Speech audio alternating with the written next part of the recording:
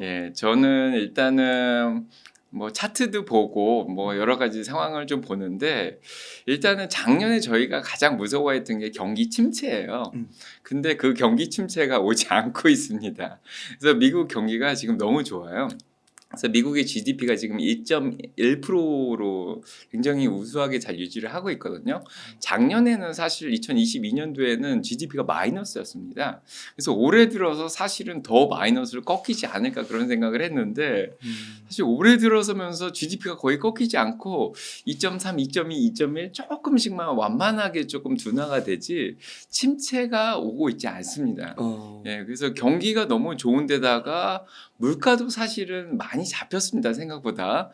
그래서 PC 물가 같은 경우에는 이제 3%대까지 조금 내려온 그런 상황이죠. 3.8%인가? 마지막으로 봤을 때 그 정도였는데 그래서 많이 물가가 작년에 우크라이나 전쟁으로 뭐 유가도 올라가고 많은 것들이 높았는데 지금 물가도 좀 잡히고 있는 상황이고 거기에다가 경기도 좋고 거기에다가 실업률도 아직 그렇게 나쁘지 않습니다. 그래서 3.8% 지금 실업률을 유지하고 있는데 미국의 노동시장이 굉장히 좋고 일자리도 아직 많은 상황이에요. 그래서 모두가 해피하게 잘 살 수 있는 그런 상황이 지금 펼쳐지고 있습니다. 그래서 뭐 주식 시장으로 보면은 가장 두려운 게 이렇게 경기가 좋으면 연준에서 금리를 올린다. 더 올리지 않겠냐 이런 얘기가 계속 나오고 있습니다. 그래서 지금 5.25에서 5%까지 올렸는데 과연 금리를 더 올릴 수 있냐가 이제 지금 가장 화두죠. 그래서 11월 달에는 한번 건너뛰고 12월 달에 금리를 올릴 거냐 안 올릴 거냐 여기에 대해서 얘기가 가장 많이 나오고 있습니다. 만약에 한 번 더 올려도 이제 내년도 7월이나 돼야지 이제 금리 인하를 시작하지 않을까 이렇게 생각을 하고 있었는데요. 어제랑 지난주에 이제 연준 총재들이 메리 데일리 샌프란시스코 총재라든지 자 어제 로리 로간 총재라든지 그다음에 토마스 제퍼슨 총재 이런 분들이 나와서 약간 비둘기파적인 얘기를 좀 해줬습니다. 자 그래서 지금 채권 금리가 너무 높아져서 시장에 걱정을 끼쳤는데 이런 10년물 국채금리 이런 것들이 4.88까지 올라가면서 이런 채권금리 한번 올린 게 오히려 금리 인상을 한번 한 거랑 비슷한 효과가 있다. 그래서 금리를 더 올리지 않아도 되겠다. 그런 얘기를 하는 거죠. 그래서 12월 달에 올리겠다는 확률이 한 40%까지 올라가 있었는데 지금 어제 보니까 한 22%? 굉장히 많이 떨어져 있는 그런 상황이고요. 그래서 금리는 더 이상 인상하지 않을 것 같다는 게 지금 시장의 기본적인 어떤 대세인 것 같고 내년도에도 7월 달이 아니라 6월 달 정도면 금리를 한 번 정도 인하하지 않을까 이런 생각을 하는 거로 지금 시카고 패드와치에서는 그렇게 얘기를 하고 있습니다. 그래서 일단은 미국 경기도 좋고 금리도 일단 최고 금리까지 많이 올렸고 그런 금리를 올린 상태에서 지금의 미국 경기가 잘 버티고 있습니다. 이렇게만 나가면은 내년에도 조금 충격 없이 완만하게 경기가 둔화되지 않을까 이런 조심스러운 생각을 하고 있고요. 딱 하나 걱정되는 거는 사실은 물가가 많이 떨어지면 떨어질수록 기준금리가 그대로 유지되면은 사실 그 폭이 넓어져서 실질 금리는 계속해서 높아지게 되거든요. 그래서 그런 충격에 조금 흔들리는 상황이 올 수도 있겠다. 뭐 약간 조심스럽게 생각을 하지만 그래도 아직까지는 좀 긍정적으로 볼 수 있을 것 같습니다. 그러시군요. 혹시 중동 전쟁은 어떻게 보세요? 주말 동안에 갑자기 이스라엘과 하마스 간의 전쟁이 터졌는데요. 전통적으로 중동에서 전쟁이 일어난 경우에 미국 증시는 크게 영향을 받지 않았습니다. 그래요? 그래서 옛날에 6.1 전쟁이라든지 용키퍼 전쟁이 1967년, 73년 이럴 때 일어났었는데 이런 중동 전쟁이 일어나도 미국 증시는 한 6일 정도 충격을 받든지 아니면 좀 짧게 이틀 정도 충격을 받았는데 많이 떨어진 게 한 1.4% 정도 떨어졌고요. 그 다음에는 한 0.6% 정도만 떨어졌습니다. 얼마 안 되네요. 떨어졌다가 금방 또 회복하고 사실은 미국이 직접적으로 전쟁에 가담하지 않는 이상은 증시에 크게 영향을 받지 않습니다. 지금 시장이 가장 두려운 게 채권금리가 계속 더 올라가면 어떻게 되냐. 자, 채권금리가 올라가면 성장주들이 조금 미래 가치를 할인할 때 할인율이 좀 높기 때문에 더 싸게 책정이 되기 때문에 조금 더 주가가 떨어질 수 있지 않겠냐 이런 생각을 하시는 분들이 많은데 제 생각에는 채권이 4.88까지 올라갔을 때 미국의 뭐 퍼싱 스퀘어라든지 헤지 펀드들이 빌 에커먼이 이끄는 게 퍼싱 스퀘어거든요. 근데 그런 데서 공매도 치는 걸 어느 정도 이제 마무리하고 쇼커버를 한 게 아닌가 이런 생각이 좀 들어요. 그래서 자, 매수세가 저가 매수세가 채권 쪽도 좀 들어오지 않았나. 그런 생각도 들고 지금 일어난 전쟁 때문에 약간의 불안 심리가 있어서 어떻게 보면은 채권을 안전자산이라고 생각하고 조금 매수세가 또 들어올 수도 있습니다. 그래서 어제 채권 금리 보니까 한 4.64 정도까지 다시 떨어졌더라고요. 4.88에서. 그래서 조금 4.75가 어떻게 보면 약간의 지지선이었는데 그거를 뚫고 내려왔습니다.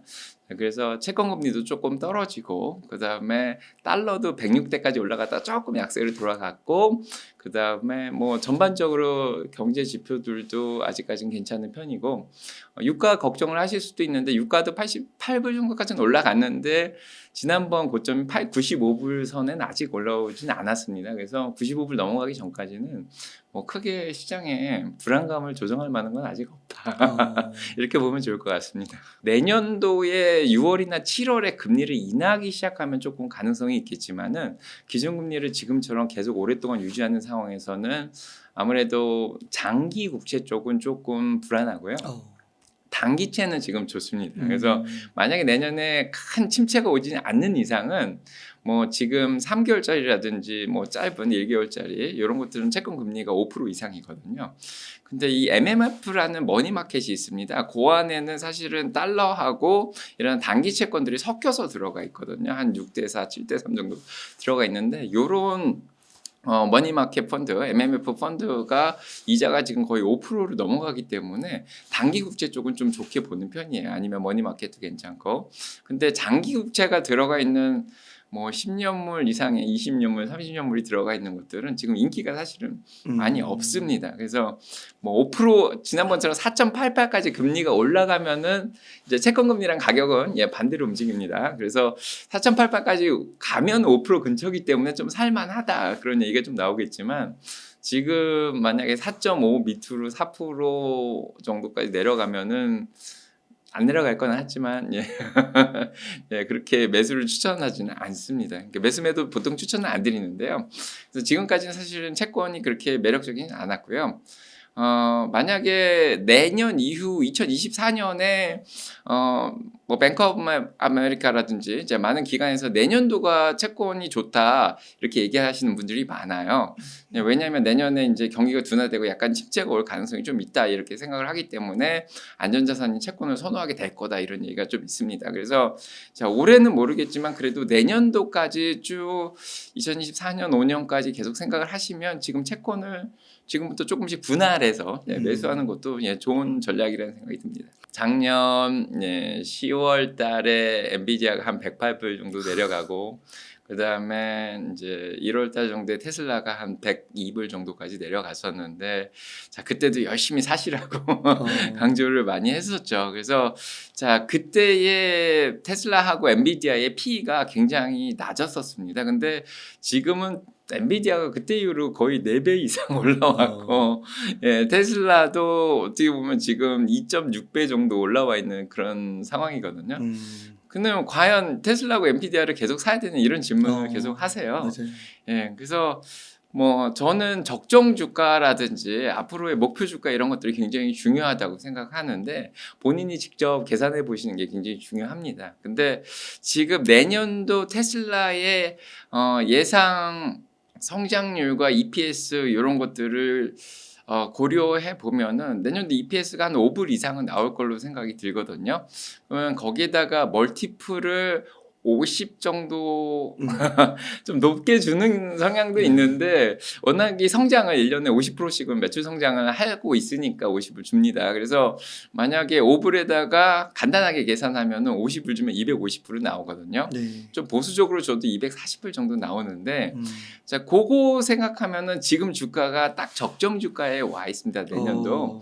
그래서 만약에 모멘텀만 잘 타면은 250불 이상으로 올라가서 내년도에 수익을 낼 가능성이 굉장히 높습니다.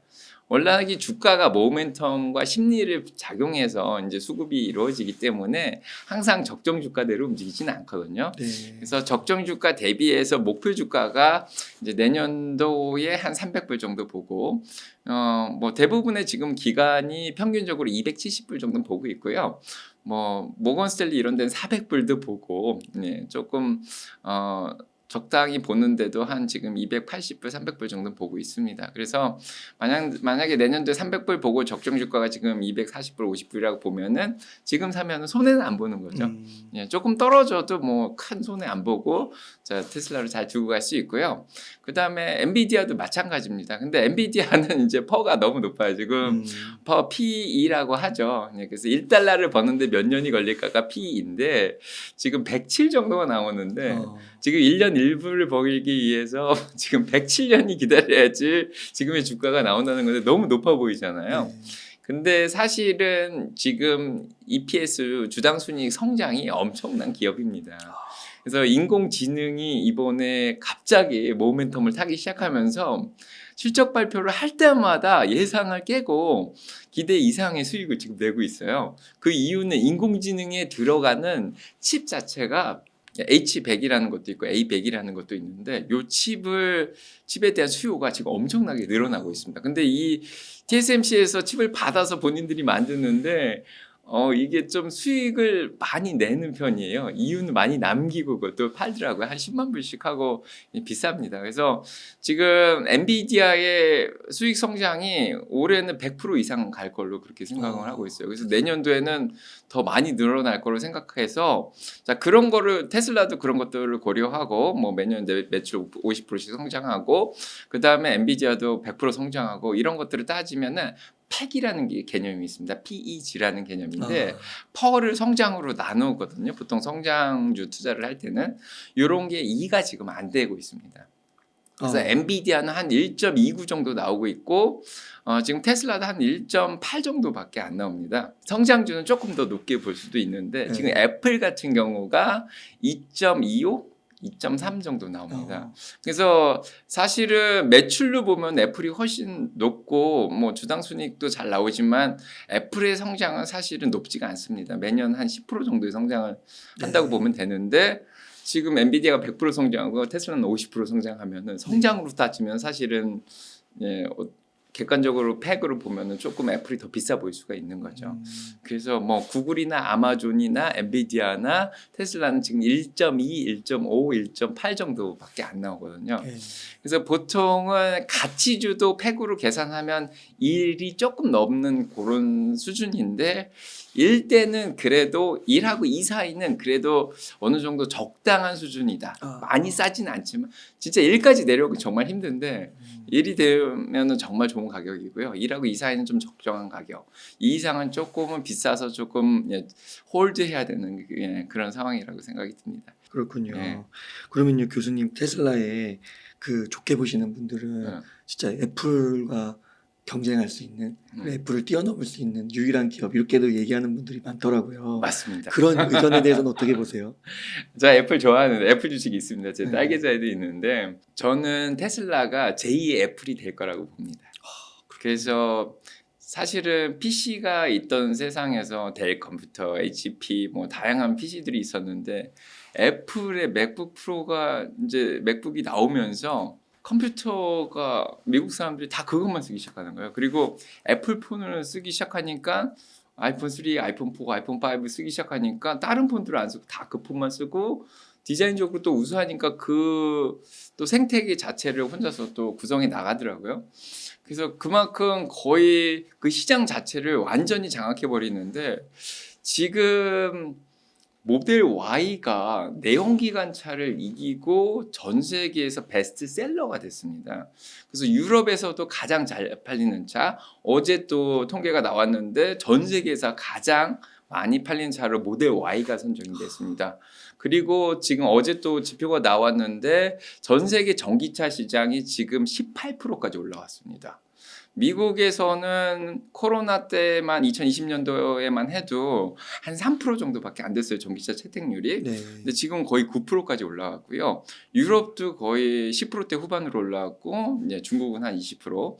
그래서 전체적으로 보면은 전 세계가 18%까지 올라왔습니다. 그래서 전 세계의 토탈 어제스홀 마켓이라고 하죠. 템이라고 하는데 유효 시장이 계속 늘어나고 있는 시장에서 테슬라의 모델 Y가 베스트셀러가 돼서 만약에 애플카처럼 디자인이 너무 예뻐요. 보시면 알겠지만은 약간 동그랗고 되게 귀엽게 생겼거든요. 근데 여기에 대해서 선호도가 확 올라가서 다른 전기차는 보여지지도 않고 모델 Y만 쓰게 되면은 아마도 애플 같은 현상을 일으키면서 2025년부터는 아마도 테슬라가 모든 전기차 시장을 장악해 나갈 수도 있는 그런 가능성이 있습니다. 근데 저는 2020년도에 제 유튜브를 시작하면서도 2025년이 아마 분기점이 될 거다 이런 얘기를 했습니다. 그래서 지금 테슬라의 자율주행이 굉장히 뛰어납니다. 그리고 베타 버전 12까지 지금 이제 나오는 그런 상황인데 중요한 거는 테슬라의 자율주행도 중요하지만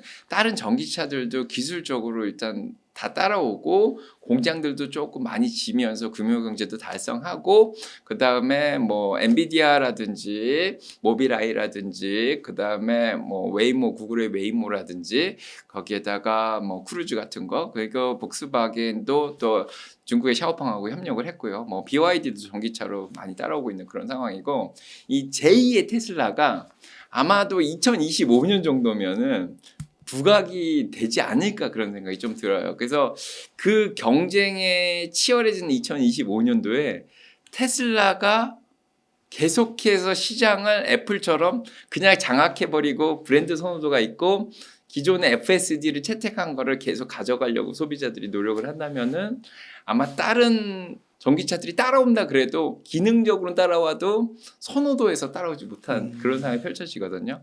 그러면 그 이후에는 테슬라의 미래가 더 밝아질 수 있다는 생각이 듭니다. 아, 네. 예. 교수님 그 아까 또 말씀해 주실 때 중소형주도 투자를 하시나요? 예, 합니다. 예. 중소형주도 추천은 아니고 몇 가지 그래도 좋게 보시는 거 언급 가능하실까요? 예, 중소형주는 네. 제가 제 유튜브에서도 고수가 아니면은 사지 마라. 건드리지 마라. 이런 얘기를 합니다. 그만큼 변동성이 굉장히 높아요. 주식을 보시면 뭐 야후 파이낸스 이런 데 들어가시면 베타값이라는 게 있습니다. 네. 베타값은 위험도를 나타내요. 그래서 테슬라의 베타값이 2 정도 됩니다.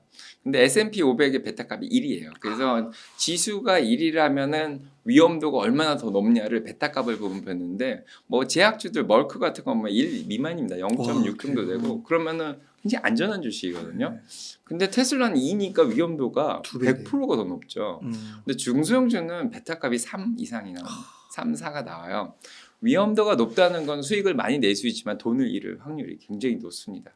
그래서 중소형주를 투자할 때는 특히 성장주를 투자할 때는 변동성이 너무 심하기 때문에 위험도도 높기 때문에 열매를 딴다고 저는 얘기를 하는데 수익 실현을 잘 하고 중간중간. 예, 저점에서 줍줍을 굉장히 잘해야 됩니다. 근데 이게 어떻게 보면은 장기적인 투자라기보다는 전략적 자산 배분이나 전술적 자산 배분 이런 개념이 있습니다. 미국의 투자 자문사들은 이런 개념으로 이제 투자를 하는데 예, 본인의 이제 주식 비중이 좀 많이 올라가면은 주식 비중을 줄입니다. 아크의 캐시우드가 테슬라를 10%만 유지하려고 하는 거랑 좀 비슷해요. 그래서 주가가 확 올라가서 10%가 아니라 15%가 되면 5% 정도 따내는 거죠. 그렇게 중소형주들은 가끔 보면 100% 200%씩 올라가는 경우가 많이 있어요. 저점에서 잘못 줍줍을 하면. 그러면 그때는 이제 주식 비중이 올라가지 않습니까? 근데 그만큼 반 정도를 따내야죠. 100% 올라가면.